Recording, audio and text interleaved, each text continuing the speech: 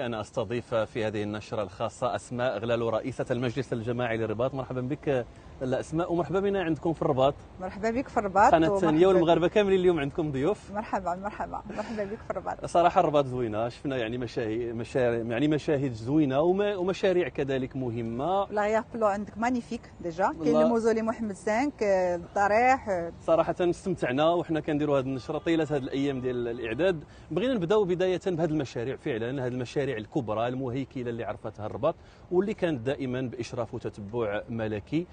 نبغيو نتكلموا على أهمية هذه المشاريع وباقي الشركاء اللي كتشتغلوا معهم. شكرا. جمالية الرباط في الحقيقة راجعة للمشاريع الملكية كيف ما جات على اللسان ديالكم. هو مشروع ملكي ديال مدينة الأنوار اللي كانت عنده شمل المشاريع اللي عندها علاقة مباشرة مع التنمية المستدامة واللي غتكون في مصلحة المواطنين.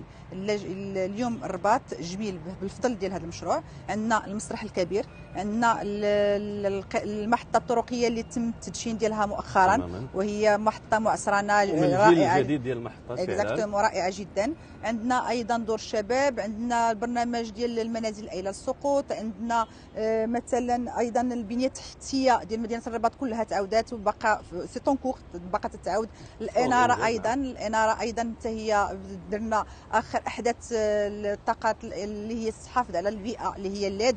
ايضا بالاضافه لهذه المساله المساحات الخضراء، وانتم تتشوفوا الفضل ديال الا دورتي وجهك وشفتي الجماليه ديال المساحات الخضراء. الحديقه ديال 16 نوفمبر هذه اكزاكتومون. المساحات الخضراء اللي اليوم وصلنا للتغطيه ديال 94% من المساحات الخضراء اللي تتعرفها مدينه الرباط تتسقى بالريوز بالمياه المعالجه، وهذا شيء ايجابي جدا، ايجابي وفرحانين به لان عنده جوج ديال لي زامباكت، عنده جوج ديال الانعكاسات الايجابيه.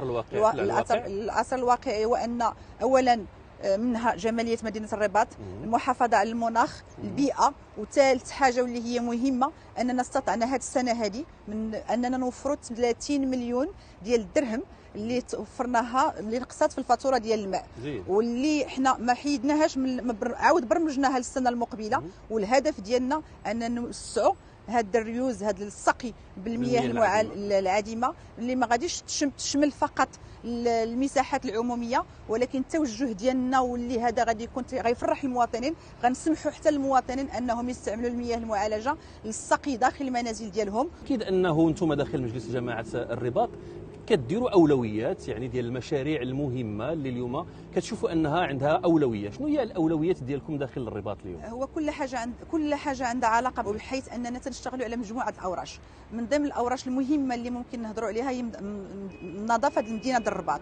وكيف ما جينا كما تولينا المهمه ديالنا داخل مدينه الرباط كانت عندنا من المشاكل اللي تتقل الكاهل ديالنا.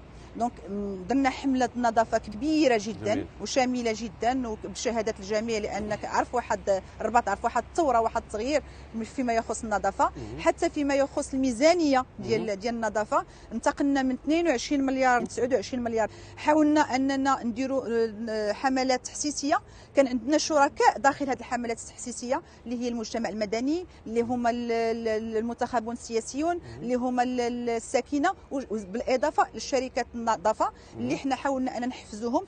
وان النظافه اليوم وجدنا كاين شهر اللي غادي يدخل الحيز التنفيذ ابتداء من الشهر المقبل ان شاء الله، واللي فيه طريقه ديال التدبير ولا التسيير اللي هي طريقه معصرنه، بحيث ان لي باك غيكون عندنا لي باك اونتيغي على مستوى ديال لي كورنيش واللي غيكون فيهم دي بيس الكترونيك باش ما يمكن لهمش يتعرضوا لا للاتلاف ولا للسرقه.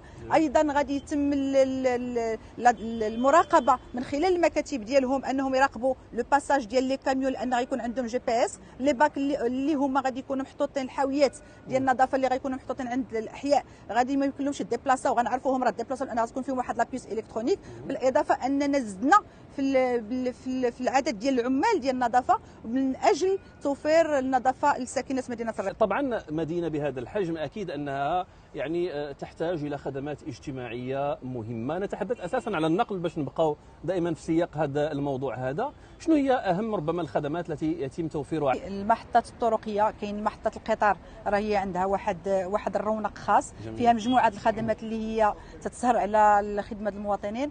ايضا المحطه الطرقيه الجديده اللي هي عندها معايير عالميه وكاننا داخلين المطار ماشي داخلين المحطه طرقيه عاديه. بالاضافه لهذه المساله هذه كاين الحافلات.